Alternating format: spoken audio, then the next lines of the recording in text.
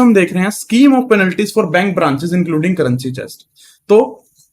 हम कुछ इरेगुलरिटीज देखेंगे कि अगर वो इरेगुलरिटीज प्रेजेंट करी जाती हैं तो उस केस में क्या लगता है, बैंक्स के ऊपर कुछ पेनल्टीज लगती हैं। सो सबसे पहली नेचर ऑफ इरेगुलरिटी क्या है, shortage in सोइल्ड note remittances and currency chest balances, कि आपने जो सोइल्ड नोट के अगेंस्ट रेमिटेंसेस करनी थी उसके अंदर शॉर्टेज हुई है या आप अपने करेंसी चेस्ट बैलेंस को प्रॉपर्ली मेंटेन नहीं कर पाए हो, उस केस में आपके ऊपर क्या पेनल्टी लगेगी। ठीक है, फॉर ऑल नोट्स जिनका डिनोमिनेशन 50 तक है तो 50 पर piece in addition of the loss, मतलब जितना लॉस होगा, जितने पीसेस का लॉस होगा उसके अंदर आप 50 रुपीज और ऐड कर दोगे तो वो आपके ऊपर पेनल्टी लगेगी। ऐसे नोट जिनकी डिनोमिनेशन ₹100 या उससे अबव है उस केस में पेनल्टी है equal to the value of the denomination per piece in addition to the loss. कि सपोज अगर आपने 500 का लॉस किया तो आपके ऊपर पेनल्टी एक्स्ट्रा 500 की पड़ने वाली है, 1000 का लॉस करा है तो एक्स्ट्रा 1000 की पेनल्टी पड़ने वाली है, 200 का लॉस करा एक्स्ट्रा 200 की पड़ने वाली है। ठीक है, बट ऊपर वाली प्रोविजन क्या कहती है कि हर पीस पे आपको 50 रुपीज पड़ेगा, मतलब आपने सपोज 50 का लॉस करा तो 50 पड़ेगा, आपने 20 का लॉस करा तो भी आपको 50 रुपीज की पेनल्टी पड़ेगी, 10 रुपीज का लॉस करा तो भी आपको 50 रुपीज की पेनल्टी पड़ेगी। ठीक है, उसके बाद shortages of 100 pieces and above per remittances shall be debited immediately.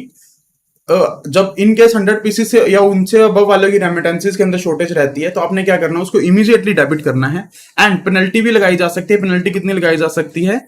Penalty में भी levied on reaching a limit of 100 pieces in a community manner, मतलब इन टोटल जब आप 100 पीसेज की शॉर्टेज तक पहुंच जाओगे तो आपके ऊपर क्या लगाई जा सकती है, उस केस के अंदर पेनल्टी इंपोज करी जा सकती है। ठीक है, उसके बाद सपोज आपके पास जो सोइल्ड नोट रेमिटेंसेस थी या जो आपके करेंसी जस्ट बैलेंसेस थे उसके अंदर क्या निकलते हैं, काउंटरफिट नोट्स मिलते हैं, मतलब नकली नोट्स मिलते हैं, उस केस के अंदर क्या लगाई जाएगी, पेनल्टी लगाई जाएगी। पेनल्टी कितनी लगाई जाएगी, penalty on account of detection of counterfeit notes by RBI from सोइल्ड note remittances of banks in currency just balances shall be levied in terms of the extent instruction, मतलब इंस्ट्रक्शंस इस regarding time to time क्या कर दी जाएंगी, update कर दी जाएंगी। And जो instruction बोलेंगे इतनी पेनल्टी लगानी चाहिए उतनी पेनल्टी आपके ऊपर क्या कर दी जाएगी, इंपोज कर दी जाएगी। ठीक है, उसके बाद mutilated notes deducted in सोइल्ड note remittances and currency chest balances, कि सोइल्ड नोट रेमिटेंसेस जो आपने करेंसी चेस्ट के अंदर मेंटेन करके रखे हैं उसके अंदर के म्यूटिलेटेड नोट्स मिलते हैं तो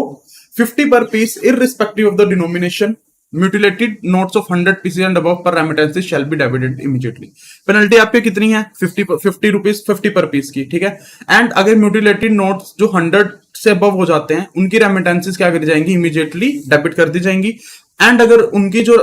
शॉर्टेज की लिमिट है वो 100 पीसेस से अबव हो चुके तो आपके ऊपर क्या लगाई जाएगी, पेनल्टी भी लगाई जाएगी। ठीक है, उसके बाद अगर आपने इन चीजों का नॉन कंप्लायंस करा है, non compliance with operational guidelines, जो हमने ऑपरेशनल गाइडलाइंस पढ़ी थी पॉइंट नंबर 11 के अंदर ही, लाइक सीसीटीवी लगाना है, अगर आपने सीसीटीवी नहीं लगाया, आपने डॉक्यूमेंट्स स्ट्रॉन्ग रूम के अंदर नहीं रखे,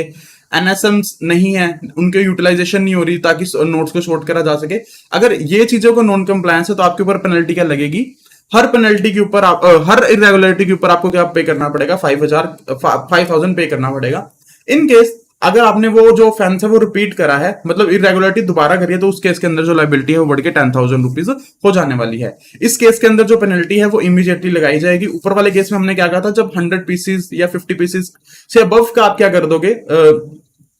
ब्रीच कर दोगे तो आप पे पेनल्टी लगेगी। बट अगर आपने नॉन कंप्लायंस करा है तो नॉन कंप्लायंस के केस में जो पेनल्टी है वो इमीडिएटली बेसिस के ऊपर ही लगा दी जाती है। ठीक है, अगर आपने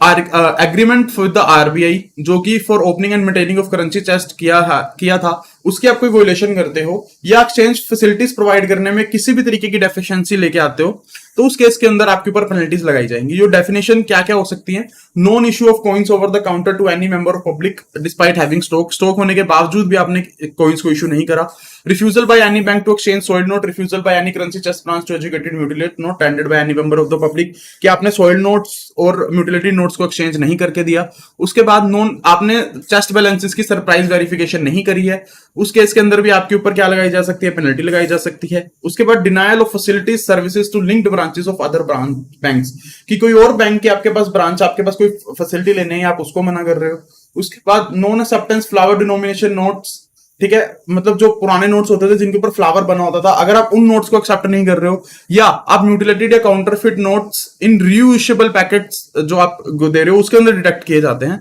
मतलब जो आप जैसे नोट की जो गड्डियां होती है जब आप पब्लिक को दे रहे हो उसके अंदर कोई म्यूटिलेटेड या काउंटरफिट नोट मिलता है, उस केस में भी बैंक के ऊपर क्या लगाई जाएगी, पेनल्टी लगाई जाएगी। पेनल्टी कितनी होगी,